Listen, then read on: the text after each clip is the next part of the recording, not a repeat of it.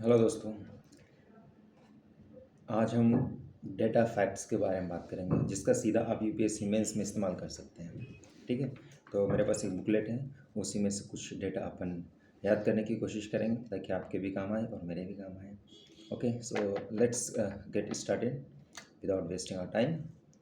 सबसे पहले हम इकोनॉमी की बात करेंगे। तो इकोनॉमी में सबसे पहले हम प्राइमरी सेक्टर की बात करेंगे, दैट इज़ द एग्रीकल्चर।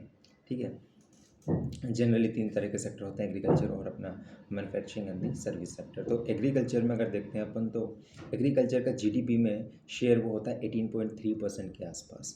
ठीक है, ये इकोनॉमिक सर्वे का डेटा कहता है। इसी तरह से अगर देखते हैं कि लोगों का एम्प्लॉयमेंट कितना होता है, तो एटलीस्ट इसमें 50% लोग एम्प्लॉयड होते हैं। अगर गांव की बात करते हैं तो रूरल पॉपुलेशन की 70% पॉपुलेशन एग्रीकल्चर में इंगेज्ड होती है as a economic activity, right. इसी तरह से हम इंडिया का प्रोडक्शन के मामले में देखते हैं पल्स, कॉटन और मिल्क। ठीक है, दाल हो गई, कपास हो गया और दूध में हमारा भारत देश नंबर 1 पर है। और सेकंड नंबर पे आता है हमारा भारत देश rice, wheat, fruits and vegetables, arable land etcetera. ठीक है, अब लैंड की बात करते हैं तो हमारा जो टोटल लैंड है, ठीक है, उसका 51% जो लैंड है वो कल्टीवेशन के अंतर्गत आता है। ठीक है, अगर हम स्मॉल एंड मार्जिनल फार्मर की बात करते हैं तो कितने परसेंट ऐसे किसान हैं जो कि स्मॉल एंड मार्जिनल फार्मर्स आते हैं, तो लगभग लगभग 85% है।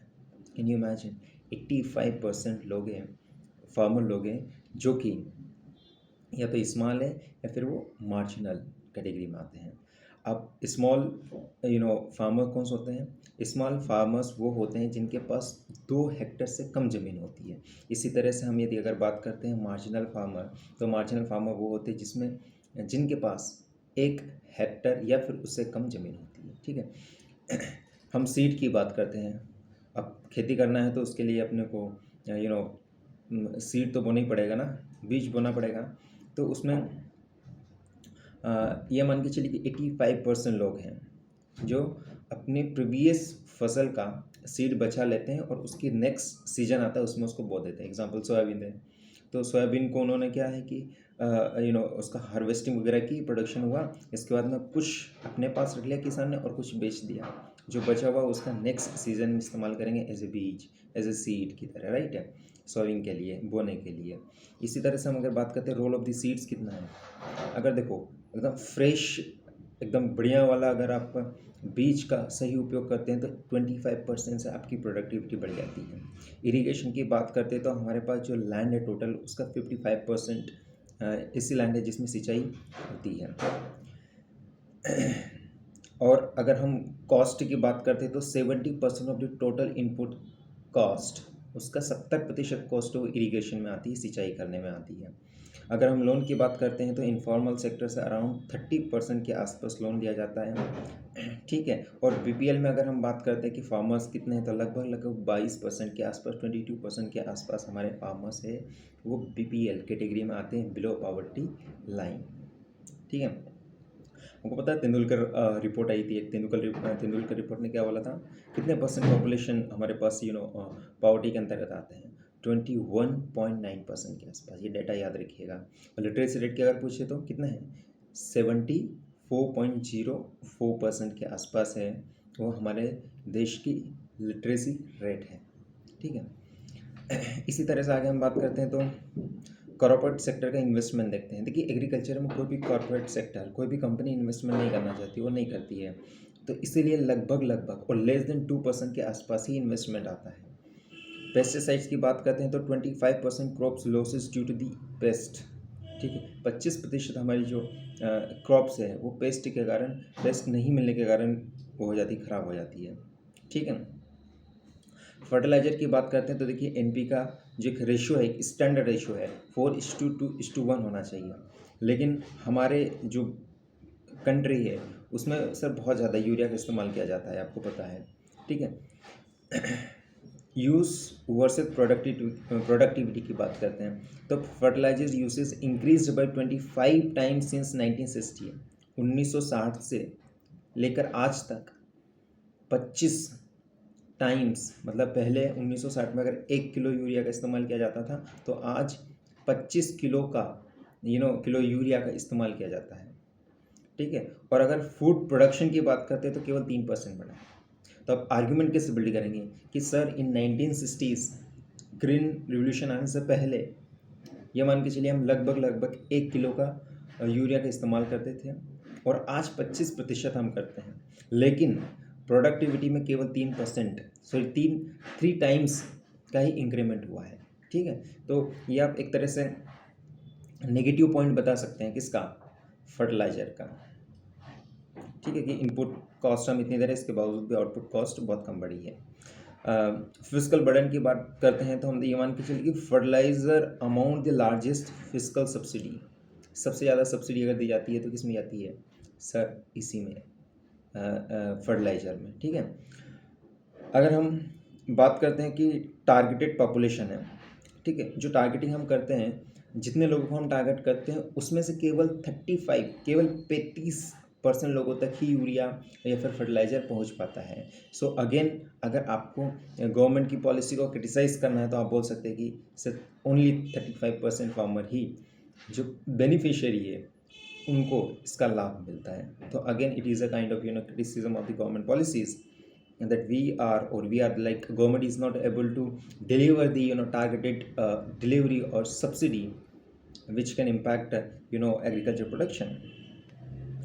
इसी तरह से हम बात करते हैं कि एक कमेटी थी, उसका नाम याद रखिएगा, स्टोरेज से संबंधित। उन्होंने बोला था कि शॉर्टेज है भाई, 30 से लेकर 40 लाख टन का हमारे पास शॉर्टेज रहता है। मतलब प्रोडक्शन तो कर लिया, फिर अब इकट्ठा कहाँ करें।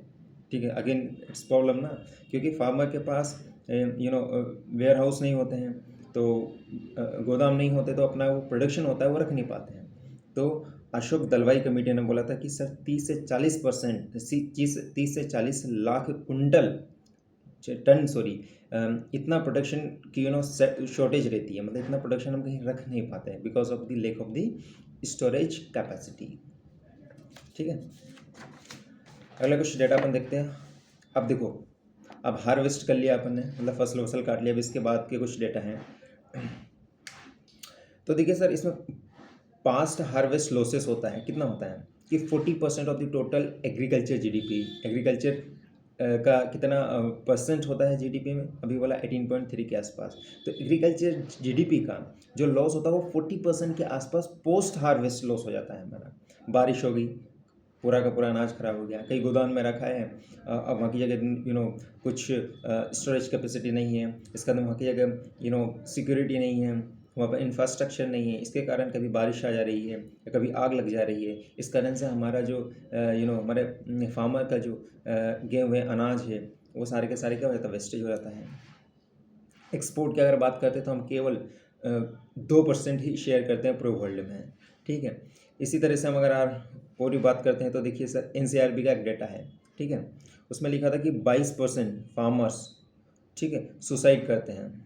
ठीक है, 22 फार्मर्स पर आवर, 1 घंटे में 22 फार्मर सुसाइड करते हैं। Again it is one of the biggest problem. और हम R&D की बात करते हैं तो केवल सर एग्रीकल्चर का केवल 1% हम R&D में खर्चा करते हैं। तो again it is a problem, क्योंकि अगर अपन रिसर्च डेवलपमेंट नहीं करेंगे तो आप नई वैरायटी ऑफ क्रॉप्स का डेवलपमेंट नहीं होगा। अगर डेवलपमेंट नहीं होगा तो डेफिनेटली हमारा जो कल्टीवेशन एरिया जिसमें हम कल्टीवेशन कर रहे हैं उसमें भी कहीं ना कहीं इम्पैक्ट पड़ेगा। कैसे इम्पैक्ट पड़ेगा कि सर हमारे पास लैंड तो लिमिटेड है, ठीक है, तो हम क्या करेंगे सर, और भी एक्वायर करने की कोशिश करेंगे लैंड को, ताकि ज़्यादा लैंड होगी तो ज़्यादा प्रोडक्शन होगा, राइट। बट ऐसा अगर करेंगे तो हमारा डिफॉरेस्टेशन हो जाएगा, फिर अगर इकोलॉजिकल प्रॉब्लम हो जाएगी, again that will lead to the economic, climate और इस तरह की प्रॉब्लम को लीड करेगा, राइट।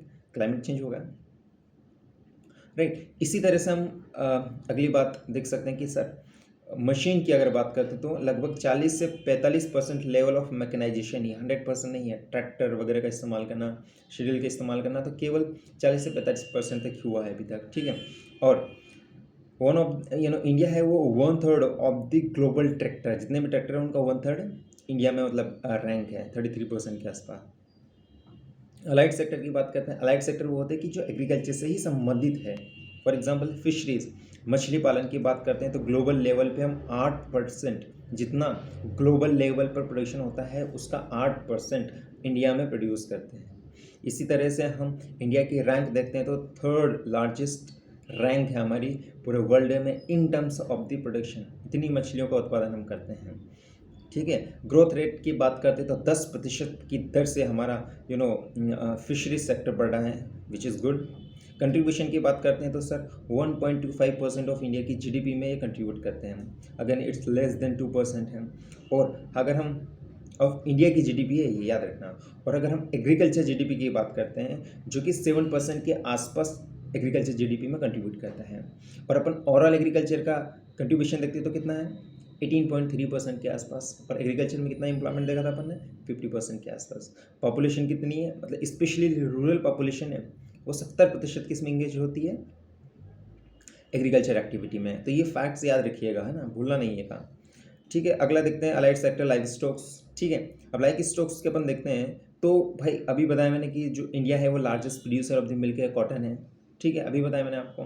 तो मिल्क में हम सबसे ज़्यादा प्रोड्यूस करते हैं। दूसरी बात ये है कि 4% के आसपास हम जीडीपी में, ठीक है, 4% के आसपास इंडिया की जीडीपी में हम कंट्रीब्यूट करते हैं, और 25% के आसपास हम एग्रीकल्चर जीडीपी में कंट्रीब्यूट करते हैं। अगेन 2 डेटा हैं, याद रखिएगा। 4% के आसपास हम किस में करते हैं, हमारी इंडिया की ओवरऑल जीडीपी में कंट्रीब्यूट करते हैं। और एग्रीकल्चर जीडीपी में कितना करते हैं, केवल 25%। केवल in the sense you will have to remember this facts and data, right. अगर हम हॉर्टिकल्चर की बात करते हैं, ठीक है, बागवानी फसल की बात करते हैं तो हॉर्टिकल्चर का देखते हैं अपन, कंट्रीब्यूशन देखते हैं तो about 33% to agriculture GDP. Agriculture की जीडीपी में 33% के आसपास एग्रीकल्चर सेक्टर कंट्रीब्यूट करता है, which is again good point और अच्छा पॉइंट लिखने के लिए कि हम कहीं ना कहीं लैंड का, एक साइकिल होता है 1 साल का, उसमें हम कहीं ना कहीं लैंड का सही से इस्तेमाल कर पा रहे हैं, राइट। इसी तरह से हम ऑर्गेनिक फार्मिंग की बात करते हैं तो आपको पता है कि हमारे भारत देश का केवल 2% of the net zone area, मतलब जितनी ज़मीन में हम एग्रीकल्चर करते हैं उसका केवल 2% ही ऑर्गेनिक फार्मिंग के अंतर्गत आता है, राइट। और हम पूरी लैंड है, हमारे भारत देश की पूरी लैंड है, उसका हम कितने परसेंट में आसपास हम कल्टिवेशन करते हैं, अराउंड 51% के आसपास, राइट। और उसमें से 51% में से हम कितना, केवल 2% है जिसमें हम क्या करते हैं, ऑर्गेनिक एग्रीकल्चर करते हैं, राइट। अगेन हम देखते हैं कि सर सिक्किम एकदम पता है, एकदम फर्स्ट स्टेट है, ना केवल इंडिया का बल्कि पूरे विश्व का पहला स्टेट है जो कि फुली ऑर्गेनिक स्टेट है, ठीक है। अगर home to 30% of total organic produce होता है हमारे इंडिया में। रैंक की बात करते हैं कि इंडिया की रैंक है भैया फर्स्ट इन द प्रोडक्शन है ऑर्गेनिक में, डेफिनेटली पूरा वर्ल्ड। अगर हमारा सिक्किम पहला स्टेट बन रहा है तो जाहिर सी बात है कि हम पूरे वर्ल्ड में अच्छा ही प्रोडक्शन करेंगे और सबसे ज़्यादा ही प्रोडक्शन करेंगे। तो एग्रीकल्चर, ऑर्गेनिक एग्रीकल्चर में हमारा भारत देश फर्स्ट नंबर पे आता है पूरे वर्ल्ड में। लक्षद्वीप की बात करते हैं तो is the only UT declare 100% organic, याद रखिएगा।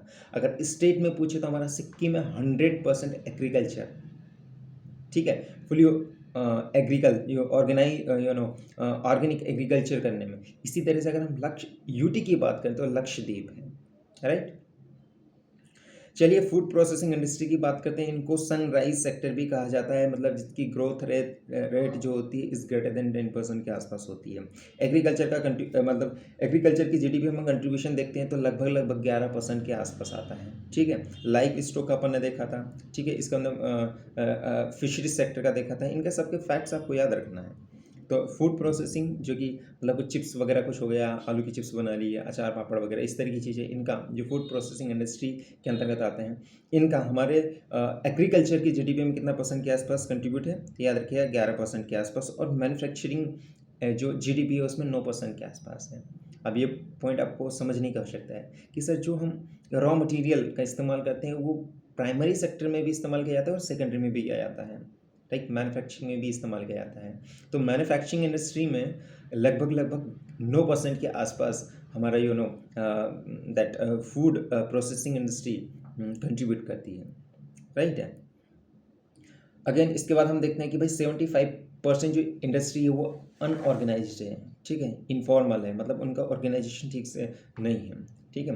फॉर्मल इंडस्ट्री होती है और इनफॉर्मल इंडस्ट्री होती है, ठीक है, ऑर्गेनाइज्ड एंड अनऑर्गेनाइज्ड इंडस्ट्री होती है। तो हमारी जो फूड प्रोसेसिंग इंडस्ट्री है उनका ये मान के चलिए कि 75% अनऑर्गेनाइज्ड है, ठीक है। और जितना भी हम फ्रूट्स एंड वेजिटेबल्स का प्रोडक्शन करते हैं उसका सर सिर्फ केवल 2% ही हम फूड प्रोसेसिंग में इसका इस्तेमाल किया जाता है। तो again it is a like negative point कि भाई इतना सारा प्रोडक्शन हो रहा है हमारा फ्रूट्स का, वेजिटेबल्स का और भी सारे आइटम्स का, उनका केवल हम 2% ही फूड प्रोसेसिंग में कर पा रहे हैं। इसलिए इनको सनराइज इंडस्ट्री भी कहा जाता है। मतलब ये एक बहुत बढ़िया एक अपॉर्चुनिटी है जिसके माध्यम से आप अपने बिजनेस को इस्टेब्लिश कर सकते हैं।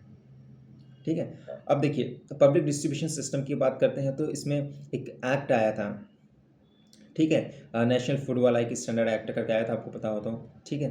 तो वो जिसको NFSA एक्ट बोलते हैं 2013 का था, उसमें बोला था कि 67% पॉपुलेशन को कवर करता है और रूरल पॉपुलेशन की 75% पॉपुलेशन को कवर करता है और अर्बन की 50% पॉपुलेशन को कवर करता है। ये प्री में भी आ सकता है, फैक्ट्स हैं, और मेंस में भी आप इसका इस्तेमाल कर सकते हैं, कई बार पूछा है यूपीएससी में, तो प्लीज़ रिमेंबर दिस पॉइंट्स हैं। बेनिफिशियरी की बात करते हैं तो सर जो एक्ट 2013 का एक्ट के अंतर्गत इसमें 80 करोड़ के आसपास लोग बेनिफिशियरी है, मतलब लगभग 67% ऑफ द पॉपुलेशन के आसपास, जो मैंने आपको बता दिया। फेयर प्राइस शॉप जिसको बोलते हैं, राशन की दुकान जहाँ पे आप राशन लेने के लिए जाते हैं, ठीक है, गेहूँ वगैरह, ठीक है। ये इसकी बात करते हैं तो ये लगभग 5 लाख के आसपास है, ठीक है, और लगभग ये 100% ऑटोमेशन के आसपास है, ठीक है। अब अगर माइनिंग की बात करते हैं तो माइनिंग, ठीक है, इसमें लगभग 2% के आसपास ये इंडिया की जीडीपी में कंट्रीब्यूट करता है, ठीक है। अब हम सेकेंडरी सेक्टर की बात करते हैं तो सेकेंडरी सेक्टर, इसके बाद फिर टर्सरी सेक्टर की बात करेंगे तो ये एग्रीकल्चर वाला पार्ट अभी, मतलब प्राइमरी सेक्टर यहाँ पे कंप्लीट करते हैं, और जो मैन्युफैक्चरिंग वाला पार्ट है वो मैं सेकंड वीडियो में बनाऊंगा, अदरवाइज ये वीडियो बहुत बड़ी हो जाएगी, right. So thank you so much, have a nice day.